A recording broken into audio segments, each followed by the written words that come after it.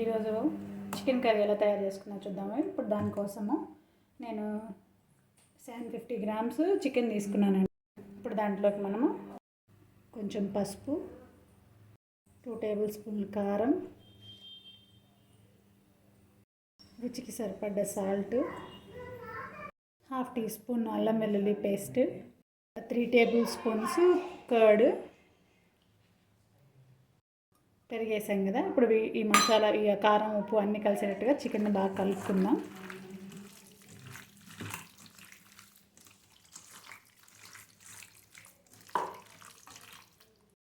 So కలుపుకున్నాం కదా. ఇప్పుడు ఈ కలిపి పెట్టుకున్న చికెన్ని ఒక 1/2 అవర్ పాటు ఫ్రిడ్జ్లో కానీ సైడ్ మూత పెట్టేసి పక్కన పెట్టేసుకుందాం. ఇప్పుడు చికెన్ కోసము పొయ్యి మీద కడాయి పెట్టేసుకునేసి బాండి హీట్ అయినాక ఆయిల్ యాడ్ చేసుకోవాలి. నాన్ వెజ్ కదండి, కొంచెం ఎక్కువ యాడ్ చేసుకోవాలి. ఆయిల్ హీట్ అయింది కదా. ఇప్పుడు దాంట్లోకి ఒక మిరపకాయ, ఒక పచ్చిమిరపకాయ, కొంచెం కరివేపాకు, 2 మీడియం సైజు ఆనియన్స్ అండి.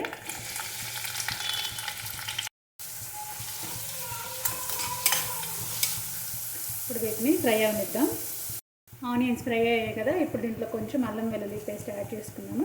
ఆల్రెడీ మనం చికెన్ కలిపి పెట్టుకున్నప్పుడు కొంచెం అల్లం వెల్లుల్లి పేస్ట్ యాడ్ చేసాం కదండి, అందుకే కొంచెమే యాడ్ చేసుకోవాలి. కలుపుకున్నాం. ఇప్పుడు అల్లం వెల్లుల్లి పేస్ట్ కూడా పచ్చివాసన పోయే వరకు ఫ్రై అయింది కదా. దీంట్లోకి మనం ముందుగా కలిపి పెట్టుకున్న చికెన్ యాడ్ చేసుకుందాం.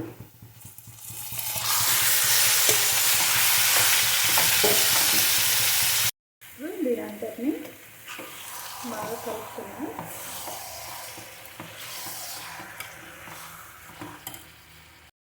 ఇప్పుడు చికెన్ మొత్తాన్ని కలుపుకున్నాం కదా. మేము దీన్ని మూత పెట్టేసుకొని ఒక 15 మినిట్స్ కుక్ అవనిద్దాము. మసాలా ప్రిపేర్ చేసుకుందామండి.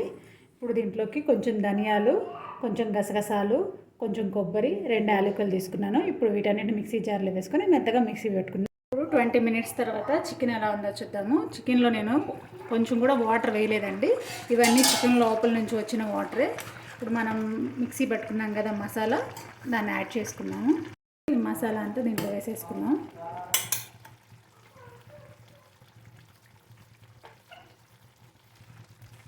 ఈ మసాలాలతో పాటు కొంచెం ఒక 1/2 టేబుల్ స్పూన్ గరం మసాలా కూడా యాడ్ చేస్తున్నానండి. ఇప్పుడు వీటన్నిటిని కలుపుకున్నాం. చికెన్ అంతా కలుపుకున్నాం కదండి, మసాలా మొత్తం నీట్గా.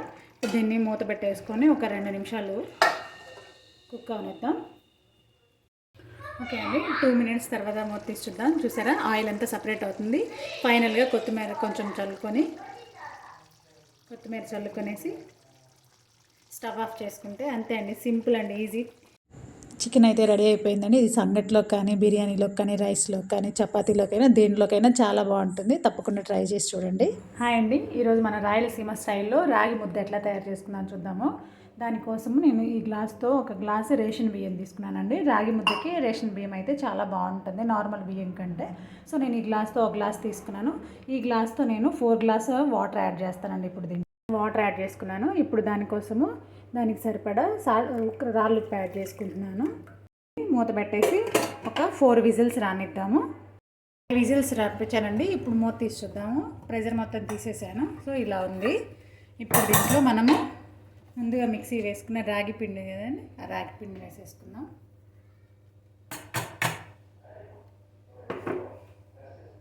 రాగి పిండి వేసేసాం కదండి. ఇప్పుడు మీడియం ఫ్లేమ్లో పెట్టేసుకొని ఒక్క నిమిషం పాటు మూత పెట్టుకున్నాము. ఒక్క నిమిషం పాటు.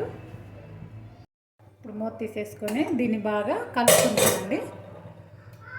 దీన్ని పప్పు గుత్తి ఉంటుంది కదండి, పప్పు గుత్తికి ఇటు సైడ్ పెట్టి తిప్పుకుందాము బాగా.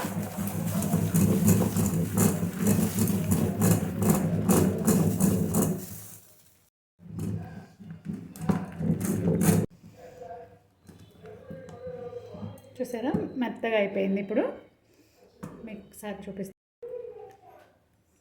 చూడండి, బాగా మెత్తగా అయిపోయింది. ఇట్లా మెత్తగా ఎనుక్కోవాలండి. ఇప్పుడు దీన్ని కొంచెం వాటర్ తడి చేసుకుంటూ ఈ సైడ్స్ అంతా క్లీన్ చేసుకోవాలి.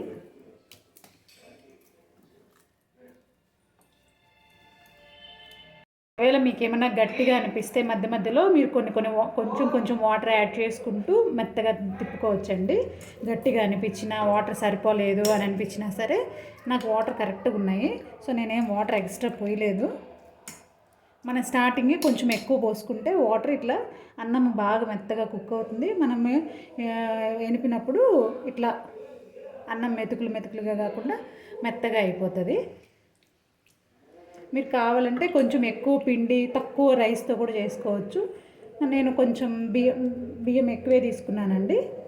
నార్మల్గా ఒట్టి పిండితో కూడా చేసుకోవచ్చు. ఇప్పుడు దీన్ని మూత పెట్టేసి ఒక్క 2 మినిట్స్ పెడదాము.